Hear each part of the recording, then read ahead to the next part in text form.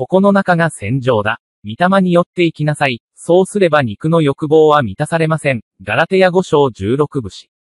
シャローム、主イエス・キリストの愛する友よ。パウロはガラテヤ人への手紙の中で、キリストに従う者一人一人が経験するであろう心の葛藤を彼らに理解させようとしました。この戦いは、私たちの罪深い人間性である肉と、私たちの内に住む精霊との間で戦われます。ガラテヤ人への手紙5章17節。戦場はどこですか？私たちの良心や心の中で。マタイ28章18節。王の王、そして地と天のすべての権力の支配者としてのイエスに私たちの心の目を向けましょう。インターネットソリューション、インソルのクリスチャンスハルト氏を、美しい人々からの賛美に同行してもらいます。時代の家族、ケシや愛の箱舟は称賛を呼び起こします。私の目はあなたに釘付けです。私は生涯を通じてあなたに身を委ねます。あなたの計画に私を導いてください。あなたの王国を拡大するために、お父様、私はあなたのお心に従いたいと思います。私はいつもあなたを喜ばせたいと思っています。戦場での戦争はなぜ起こるのか？私たちの本性は私たちなりに自己中心的なものであるため、これは私たちの内なるキリストの戒めに反しています。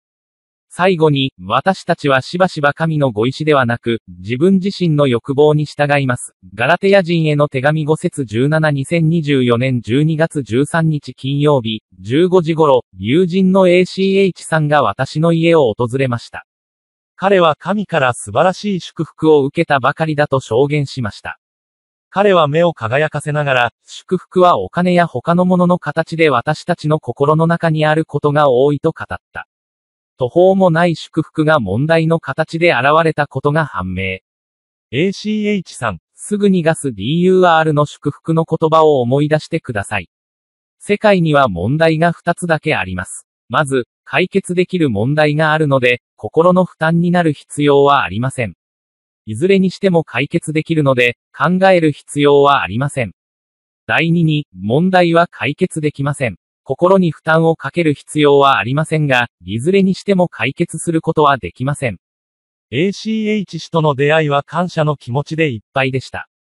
これは私たちが神によって訓練され、神にもっと喜んでいただけるよう自分たちの精神を試す絶好の機会でした。ガラテヤ人への手紙5章16節にあるパウロの言葉、御霊によって生きなさい。私は自分の中にある肉の行い、すなわち妬み、怒り、憎しみ利己心を認識することができます。ガラテヤ人への手紙5章19節から21節。また、私はキリストと共に十字架につけられたことも理解しています。ガラテヤ人への手紙2章20節。つまり、私の罪深い体は壊れました。私の肉体をただの死体にして死を働かせなければなりません。私は毎日キリストのお心に従う決意をしています。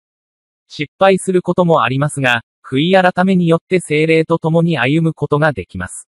私たちは毎日葛藤に直面していますが、御霊は私たちの罪深い欲望を克服し、戦いに勝つことができます。アーメン。今日のインスピレーション。神は私たちに勝利を与えてくれるでしょう。しかし私たちは喜んで戦う必要があります。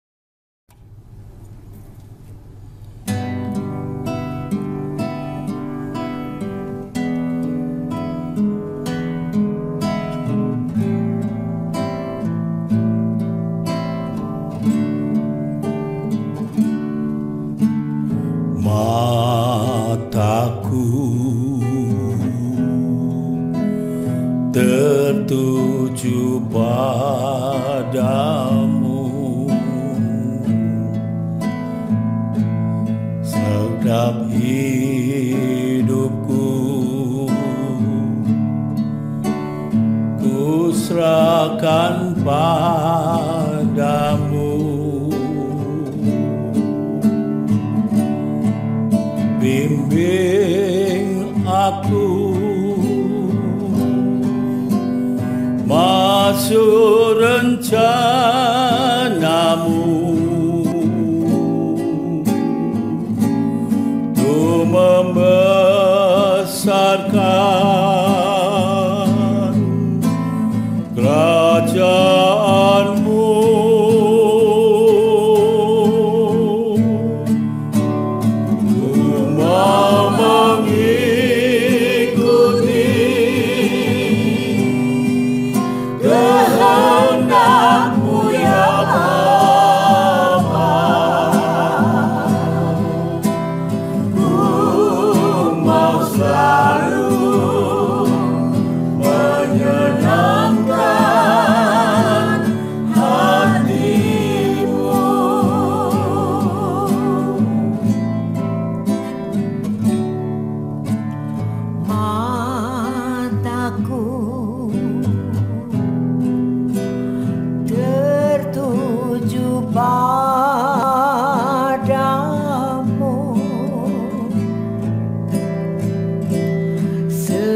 Segenap hidupku ku serahkan padamu.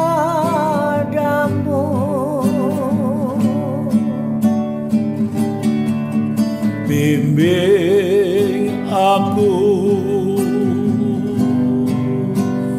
masuk rencanamu,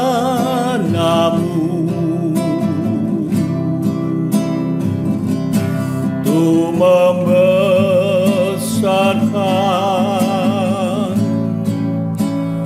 kerajaan